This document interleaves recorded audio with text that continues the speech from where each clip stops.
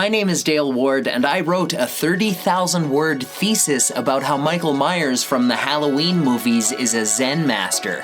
I called it Zen and the Art of Halloween, an analysis of Zen master Michael Myers. This video is chapter 1 of my thesis, and these are some of my Halloween paintings that will be appearing in the background.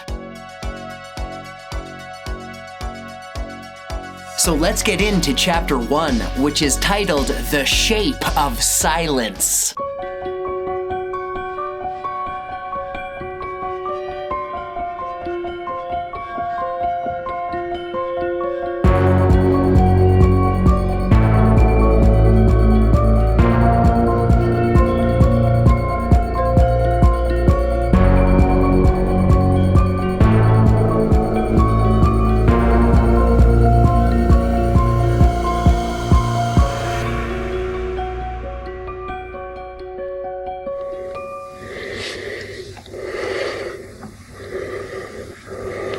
My first proof of Michael Myers being a Zen master is that he has mastered silence. In Buddhism, many monks, masters, sages, and gurus take a vow of silence to not speak for a period of time, and Michael Myers hasn't said anything in years. This was made abundantly clear in 1978 when Michael's psychiatrist, Dr. Sam Loomis, told Nurse Marion, quote, "He hasn't spoken a word in 15 years.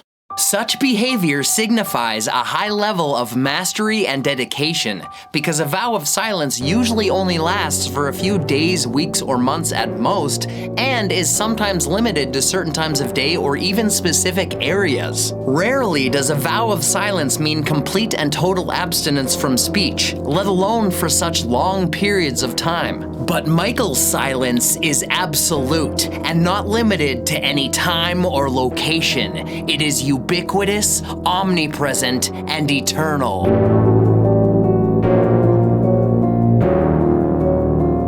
Furthermore, in the 6th century BCE, there lived a man named Siddhartha Gautama, who would come to be known as the Buddha.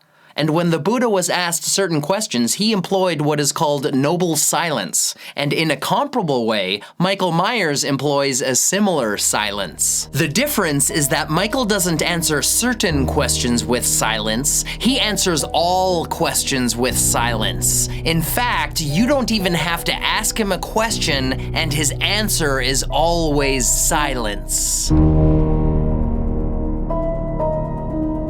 This thunderous silence is very Zen-like, because sometimes the answer to a question is beyond words, and therefore the perfect answer is silence. As Zen master Dogen Zenji said, quote, "Do not speak if it brings no benefit." End quote. However, Michael's proficiency in silence goes far beyond his lack of speech and communication, because he is also totally silent with his physical movements as well. Michael Myers is so quiet when he moves, most people can't even sense when he's approaching, until it's too late. For example, several times on Halloween in 1978, Michael stalked Laurie Strode, Annie Brackett, Linda Vanderklok, and Bob Sims without any of them ever hearing a sound. Myers could be following you for hours and you would never know it, because he has truly mastered silence in every way,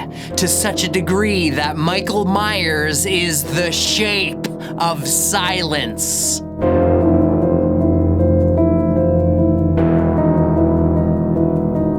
In fact, Michael's mastery of silence is so thorough that it goes even further than the lack of sound in his speech and physical body, because Michael Myers is silent on the inside as well. This is also very Zen-like, because in Zen, true silence is beyond absolute quietude and the absence of physical sound. It's an inner and outer, all-encompassing natural void. And Michael Myers is truly a complete void of emptiness in every way. But I will further explain this voidness in a later chapter, because it is extremely important in Zen. My point is that this crucial silence is not just a cessation of external sound, it's also a cessation of internal noise, including the cessation of all desires for silence as well. This is part of the reason why one of the Four Noble Truths of Buddhism is represented by the Sanskrit word nirodha, which means cessation. I will talk about the Four Noble Truths later, but it's clear that Michael Myers has ceased all sounds and all desires in himself, and in anyone who crosses his path. In this way, Myers helps everyone enter into ceaseless silence, because Michael Myers is the shape of cessation.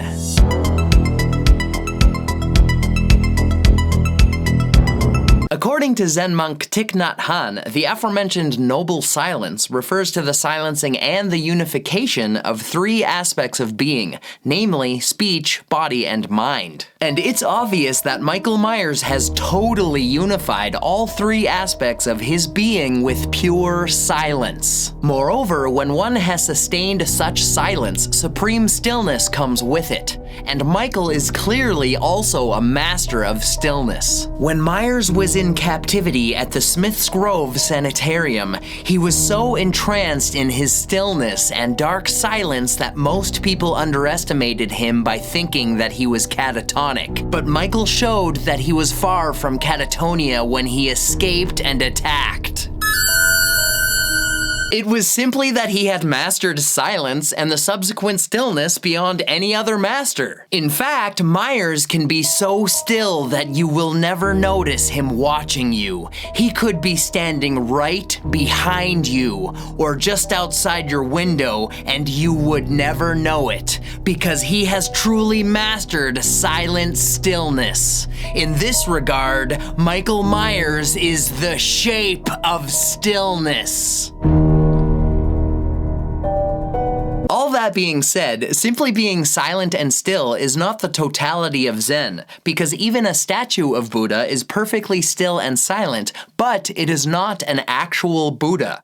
A real Buddha is a person who is awake, and is also alive. And Michael Myers is very alive. In fact, he can't seem to die.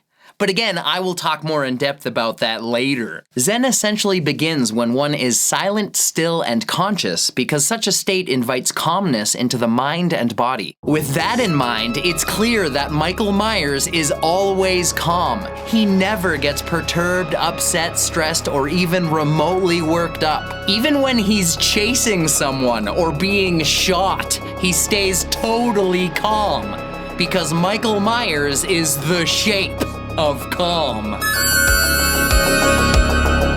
Tranquility is key in Zen, because when one's mind and body are truly silent, still, calm, and in the present moment, the resulting quiet equanimity heightens awareness and enhances senses. Therefore, maybe Michael's mastery of quiet calmness is one of the reasons why he has enhanced physical capabilities, to the point where he seems to be supernaturally strong for his size and stature. An example of this strength was when Michael lifted Bob a foot off the ground and held him there with one hand. Or when he picked up his sister's tombstone and moved it entirely by himself in complete silence. This shows that Michael Myers is truly the strong, silent type, which I think is a result of him being quiet on the outside and the inside. In this respect, Michael Myers is the shape of equanimity. Another valuable reason for practicing silence is that when you are loud, either externally or internally, it's hard to hear anything but yourself. In other words, only in a state of pure quietude can you truly listen to something or someone other than yourself. Which means that Michael Myers truly listens to you. This is a powerful lesson from Michael, because a good listener is rare and extremely valuable. And the world would be a better place if more people practiced listening like Michael Myers. On top of that, listening is very essential to Zen and enlightenment. Who knows, maybe if you quietly listen on Halloween night, you might even hear Michael Myers breathing in the darkness. The consequence of this, however, is that the last sound you will ever hear is the only sound Michael Myers ever makes. That steady, ominous breathing. I will go into more detail about that in the next chapter. Yet another precious lesson of peaceful Zen quietude is that people who take a vow of silence or practice silent meditation often find that not using words for a lengthy period of time results in thinking without words as well. In other words, one's thoughts are no longer tied into human constraints called words, and therefore the thoughts are more abstract yet far more accurate but literally indescribable, because they are beyond words. And Michael Myers resides in that abstract place beyond words. He lives in the silent place, because Michael Myers is the shape of ambiguity.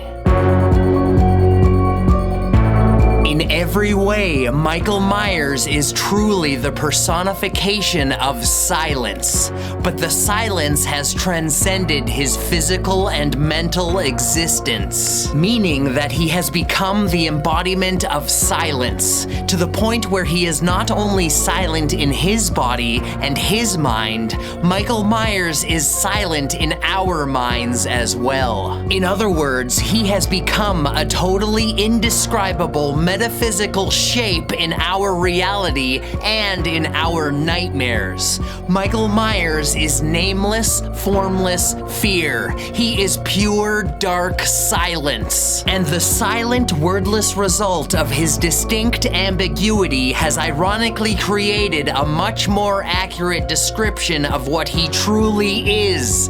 Michael Myers is the shape of the boogeyman. In summary, his command of silence helps prove that Michael Myers is a Zen master, because in Buddhism, overall silence, stillness, calmness, and wordless equanimity are key steps towards the state of Samādhi, which is a Sanskrit word meaning meditative consciousness, and is also a good segue to my next chapter. My first proof of Michael Myers being a Zen master is that he has mastered silence. Rarely does a vow of silence usually such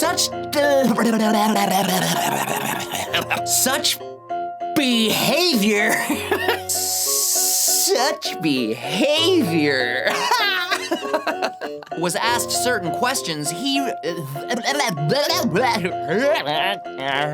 employed what is called noble silence. Furthermore, it's very Zen-like because for example, and Michael Myers he always stays completely calm. Because Michael Myers is the shape of calm. Therefore, maybe Michael Myers is truly the strong silent type. Ooh, dreamy. The world would be a better place if more people practice listening like Michael Myers. This is a world... What? This is a world... What? And therefore, the thoughts are more... In other words... Oh...